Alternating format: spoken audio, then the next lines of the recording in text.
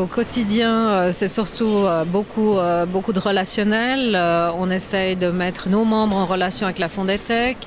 Et la Fondetec nous envoie aussi des gens qui sont venus consulter cet organisme.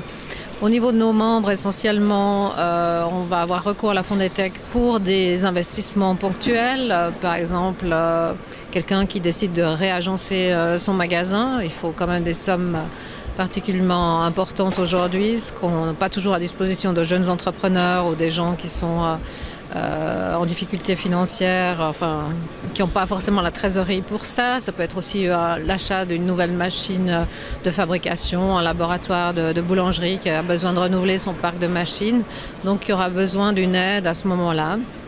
Ça peut être aussi, et c'est souvent le cas, pour faire face à des problèmes de trésorerie. Ça veut dire qu'on est bien content d'avoir beaucoup de clients, mais on ne peut pas toujours garantir que ces clients vont payer à 30 jours. Ils payent souvent à 60. Souvent, il faut les relancer pour avoir le paiement. Donc, il en résulte une position délicate pour l'entrepreneur. Et c'est à ce moment-là qu'elle peut évidemment faire appel à Fondetec pour se remettre un petit peu à jour au niveau de sa trésorerie et faire face elle-même à ses obligations financières. Il y a aussi de nouvelles entreprises qui viennent vers nous une fois qu'ils sont inscrits au registre du commerce. Et dans ce cas-là, ils ont souvent besoin d'un financement pour leur démarrage. Donc là, c'est aussi le rôle de la fac de les mettre en relation avec Fondetec.